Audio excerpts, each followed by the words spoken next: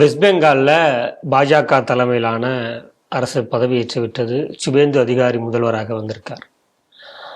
ஆனால் west Bengal corporation ஒரு முன்னெடுப்பை எடுத்திருக்கு. நம்ம சில தினங்களுக்கு முன்னாடி கூட பார்த்தோம், தாம்பரம் மாநகராட்சியில் போன வருஷமே அந்த சாலைக்கு முகுந்த் வரதராஜன் பேரை வைக்கணுங்கிறத முடிவு பண்ணிட்டாங்க. ஸோ நம்முடைய வாழ்த்துக்கள் தாம்பரம் மாநகராட்சி கார்பரேஷனுக்கு போகுது.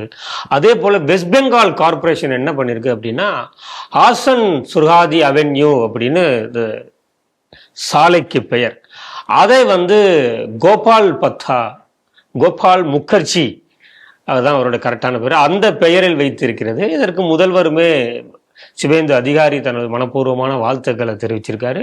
அது வழக்கம் போல அங்கே கான்ட்ரவர்ஷியலை உருவாக்கிக்கிட்டு இருக்கு. சரி, எப்படி பார்க்குறீங்க? எப்படி நம்ம தாம்பரம் கார்பரேஷனை பாராட்டினோமோ வாழ்த்து தெரிவித்தோமோ, அவங்களும் கூட நேரடியாக இது பண்ணல, அங்கே இருக்கக்கூடிய அதிகாரிகள் தான் சொல்லியிருக்காங்க அப்படின்னு. இனியா உங்கள் தீர்மானம் இங்கே நிறைவேற்றப்பட்டதுனால தாம்பரம் மாநகராட்சிக்கு எப்படி வாழ்த்து சொன்னோமோ அதே போல் கொல்கத்தா மாநகராட்சிக்கு நம்மளுடைய பாராட்டுதல்கள் வாழ்த்துக்கள் என்னென்னலாம் இருக்குதோ எல்லாம் அவங்களுக்கு சொல்லணும் அப்படிங்கிறது தான் அவங்களுடைய தீர்மானத்தை முதல்வர் சுவேந்து அதிகாரி வரவேற்றிருக்கிறார். ஒரு இந்துத்துவ ஆட்சி வந்தால் என்ன நடக்கும் அப்படிங்கிறதும், ஒரு இந்துத்துவத்தின் மீது பிடிமானம் உள்ள வேற்று சிந்தனையிலிருந்து இங்கே வந்தால் கூட அந்த இந்துத்துவத்தின் மீது கரைந்து போன ஒரு மனிதர் முதல்வராக வந்தால் எப்படி செயல்படுவார் அப்படிங்கிறதுக்கு உதாரணமாக, இந்துத்துவம் இங்கு போனியாகாது, இங்கு வேலை செய்யாது அப்படின்லாம் சொல்லாமல் இந்துத்துவம் வெற்றி பெறும் அப்படிங்கிறத ஊர்ஜிதப்படுத்தி அதை நடைமுறையிலையும் காட்டி இருக்கிறார் சுவேந்து அதிகாரி. அந்த பேர் வச்சது இருக்குத, அது ஒவ்வொரு இந்துவும், குறிப்பாக ஒவ்வொரு பெங்காலியும் சந்தோஷத்தை கொடுக்கக்கூடிய ஒரு சம்பவம். காரணம் நீங்கள் சொன்னது ஏற்கனவே அந்த அந்த சாலைக்கு பேர் என்னன்னா ஹுசைன் சாஹிப் சுஹரவர்தி அந்த சாலை அப்படின்னு பேரு. அவர் ஏற்கனவே அந்த பேர் வச்சிருக்காங்களேங்க. அவங்க ரொம்ப நல்லவரா, ஒரு பெரிய போராட்ட வீரரா, பங்கம் தந்த சிங்கம் போல அதை நமக்கு நேதாஜி கொடுத்துருக்க அது மாதிரியான ஒரு ஆளா, சுபாஷ் சந்திர போஸ் போலையா, இல்ல அரவிந்த கோஷ் போலையா, ரவீந்திரநாத் தாகூர் போலையா, பெரிய இலக்கியம் படைத்தவர் அது போலையா, யாருங்க அவரு அப்படின்னா, டிராவல் பண்ணி 46க்கு போகணும். ஆமா, 1946 ஒரு பல ஆயிரக்கணக்கான இந்துக்கள் பெருங்கொலைகள் அப்படின்னே அதுக்கு பேரு. அந்த பெருங்கொலைகளை ஒரு அரசியல் ரீதியாக அழகா எக்ஸிக்யூட் பண்ணார். இந்த செக்ரட்டரியேட்ல உட்காந்துக்கிட்டு, அங்க போலீஸ் வேண்டாம், இங்க போலீஸ் எல்லாம் எடுத்துக்கங்க, அதாவது எங்கெல்லாம் போலீஸ் ஸ்டேஷன் இருக்குதோ இந்துக்களுக்கு அந்த போலீஸ் ஸ்டேஷனால பாதுகாப்பு இருக்கும் அப்படின்னு தெரிஞ்சதெல்லாம் அவங்களெல்லாம் வாபஸ் வாங்குறது. அதுக்கு முன்னால என்னன்னா, சில முக்கியமான போலீஸ் ஸ்டேஷன்கள்ல மாற்று மாநிலங்கள்லேருந்து இஸ்லாமியர்களை கொண்டு அப்பாயிண்ட் பண்ண அந்த விஷயங்கள்லாம் நடந்தது. செய்தவர் அவர் தலைமையில தான் எல்லாமே இந்த கலவரத்தையும் முன்னின்று இருந்தது. அந்த கலவரத்தை முன்னின்று நடத்தியவர்கள் நேரடி நடவடிக்கையில் யார் என்றால், இப்பொழுது தாவேகாவுடன் கூட்டணி வைத்திருக்கக்கூடிய அவருடைய தாய் அமைப்பான முஸ்லீம் லீக் கட்சி. இதுவும் அதுலேருந்து பிறந்தது தானே. அந்த முஸ்லீம் லீக் அவங்க தான் நேரடி நடவடிக்கையில் ஈடுபட்டாங்க. பல இடங்களில் கொலை இந்துக்களை செய்தாங்க. யார் காப்பாற்றணும்? போலீஸ் தான் செட்டப் பண்ணியாச்சே. அங்கே தான் இஸ்லாமியர்கள் கொண்டு வச்சாச்சு. பல முக்கியமான சர்க்கிள் இதில் அவங்கள வச்சாச்சு. ஸோ அரசு உங்களை காப்பாற்றாது, இராணுவம் உங்களை காப்பாற்றாது, வேற யார் உங்களை காப்பாற்றுவா? உங்களை நீங்களே காப்பாற்றிக்கிட்டா உண்டு. ஆனால் பெண்கள் கற்பழிக்கப்படுகிறார்கள், இந்துக்கள் அடித்து விரட்டுறாங்க, எல்லாம் பண்ணும் பொழுது அப்பொழுது கோபால் சந்திர முகோபாத்யாய் அப்படின்னு பேரை பார்த்தா ஐயர் பேர் மாதிரி இருக்குதே அப்படின்னு வைக்கலாம். ஆனால் அவர் இருந்தாலும் இவர் ஒரு ரவுடி ஐயர். இவர் மட்டன் ஷாப்பே வச்சுருந்தவர். அங்கே உங்களுக்கு தெரியும், பெங்காலி அங்கே பிராமணர்கள் கூட அசைவம்லாம் சாப்பிடக்கூடியவங்க தான். இவர் மட்டன் ஷாப் வச்சுருந்துருக்காரு. இவர் ஆரம்பத்தில் எல்லாரோடவும் அந்த ரோஸ் மில்க் ரோஸ் மில்க் பாய், ஏன்னா இவருக்கு கஸ்டமர் நிறைய இஸ்லாமியர்கள் உண்டு, எல்லாரும் உண்டு. இவர் அந்த மார்க்கெட்ல பவு பஜார் அப்படிங்கிற காலேஜ் ஸ்ட்ரீட்ல தான் இவருக்கு அந்த மட்டன் ஷாப்பு. வெட்டி கொடுத்துட்டு பாய் சாப்பிட்டு போங்க, இன்னைக்கு என்ன அந்த கறி இருக்கு எடுத்துட்டு வாங்கிட்டு போங்க அப்படின்லாம் சொல்லி ஜாலியாக இருந்தார். அப்புறம் கொஞ்சம் நாள் அப்படியே அப்சர்வ் பண்ணுறாரு. கடையெல்லாம் முடிச்சுட்டு ஒவ்வொரு வரப்போ திடீர்னு பார்த்தா நம்ம ஆளுங்களையும் அடிக்கிறானே. என்னடா அவன் நம்ம கூட ஜாலியாக பாய் பாய்னு பேசிகிட்டு இருந்தோம், அவன் கடைசியில் நம்ம வீட்டு பிள்ளையை தூக்கிட்டு போகிறான், இப்படியெல்லாம் அவர் பார்த்துட்டு இருந்தார். ஏற்கனவே இவர் இந்த பிரிட்டிஷ் கவர்மெண்ட் இதற்கு எதிராக ஒரு சின்னதாக ஒரு ஆயுதம் தாங்கி போராடக்கூடிய ஒரு படையை அமைச்சிருந்தார், உருவாக்கி வச்சிருக்கேன் சின்னதா ஒரு இது. அப்புறம் பிரிட்டிஷ்க்கு எடுத்து நம்ம ஒரு பக்கம் பண்ணிட்டு இருக்கோம், நம்ம கூட தொப்புள் குடி உறவாக ரோஸ் மில்க்கு கொடுக்கக்கூடிய இந்த பாய்ஸ் வந்து திடீர்னு நம்ம வீட்டு பிள்ளையே கற்பழிக்கிறானே, அங்கங்க பூந்து அடிக்கிறானே அப்படிங்கிறப்ப 2-3 நாள் பொறுத்து பார்த்தாரு. இந்த கலவரம் தொடர்ந்தது. அப்புறம் அவர் என்ன பண்ணாரு, இப்படியே போனால் சரி வராதுங்க, நம்ம ஏற்கனவே ஆயுதம்லாம் வச்சுருக்கோம் அப்படிங்கிறப்ப அந்த நேரத்தில் நிறைய சேட்டுகள் அங்கே வந்து இருந்தாங்க. பெங்காலில் பிஸ்னஸ் தானே இப்பொழுதுதான் அப்படி இது, கொல்கத்தா அந்த நேரத்தில் அதுதான் வர்த்தக தலைவன், இப்போதான் பாம்பே.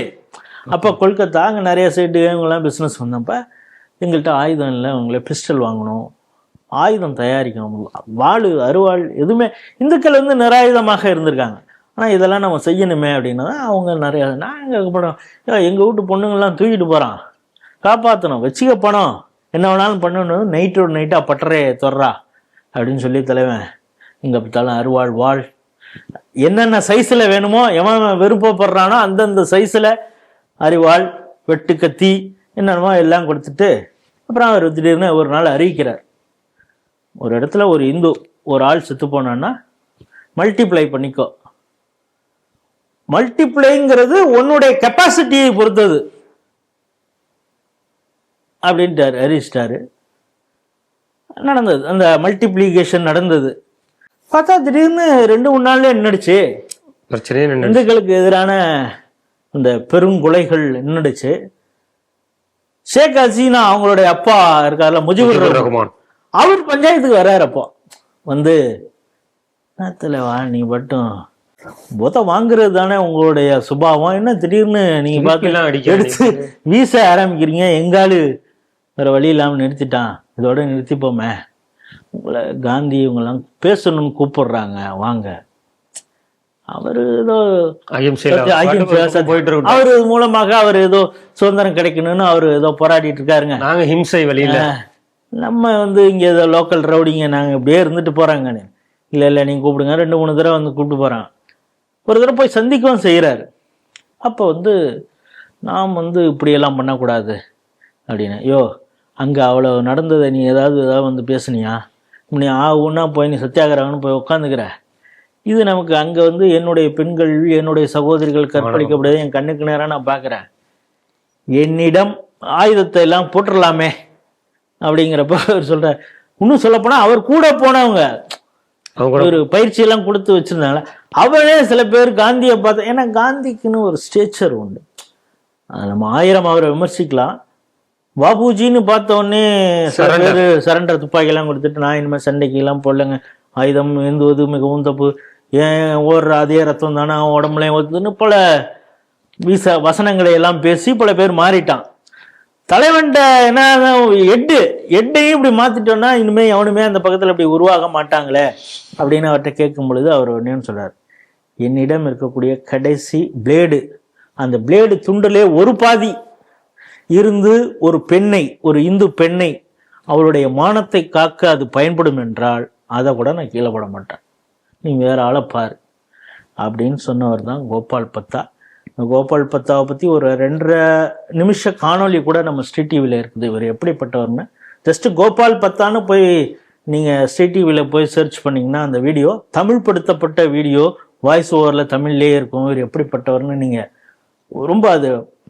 ரொம்ப ஃபாஸ்ட்டாக போகக்கூடிய ஒரு வீடியோ, 2.5 நிமிஷம் தான் இருக்கும், அதை பார்த்து தெரிஞ்சுக்கோங்க. அப்படிப்பட்ட கோபால் பத்தா பெயரை இந்த முக்கியமான அந்த தெருவுக்கு பெயரை மாற்றிருக்கிறாங்க. அதனால கொல்கத்தா கார்பரேஷனுக்கு ஒரு சல்யூட். இந்த தைரியம் கொல்கத்தா கார்பரேஷனுக்கு ஏன் வந்ததுன்னா, ஒரு இந்துத்துவத்தை செயல்படுத்தக்கூடிய ஒரு தலைவர் சுவேந்து அதிகாரி, பிஜேபி அரசாங்கம் வந்ததுனால தான் அந்த தைரியமே கொல்கத்தா கார்பரேஷனுக்கு வந்திருக்கு. இவ்வளோ நாள் மம்தா பானர்ஜி இருந்தப்ப நடந்ததா? இப்போ அதனால தானே இப்போ வந்து எவ்வளோ பேர் தைரியமாக இப்போ நிம்மதியாக அவன் வீட்டிலே இருக்க முடியலையா, யார் அபிஷேக் பானர்ஜி வீட்லேயே, ஏன்னா அவ்வளவு வழிச்சாட்டியம் பண்ணியிருக்கிறான். அந்த தெருவில் வந்து அவனால் ஹெல்மெட் இல்லாமல் போக முடியல, ஏன்னா பிஜேபிக்காரன் அடிக்கல, பொதுமக்கள் பாதிக்கப்பட்ட பொதுமக்கள். இப்போ பார்த்தீங்கன்னா இந்த ஆர்ஜி கேர் ஹாஸ்பிட்டலில் இருக்கிற அந்த பேரண்ட்ஸ் எல்லாம் இப்போ சொல்ல ஆரம்பிச்சிருக்காங்க, யார் உண்மையான குற்றவாளி, அவனை இழுத்து போட்டு உதைக்கணும் அப்படின்லாம் இப்போ சொல்லிட்டு இருக்காங்க. அந்த அளவுக்கு மக்களுக்கு இப்போ தைரியம் வந்திருக்குது. அந்த தைரியத்தை கொடுத்த அந்த பாஜக அரசாங்கத்திற்கும் முதல்வருக்கும் நம்முடைய வாழ்த்துக்களும் பாராட்டுகளும்.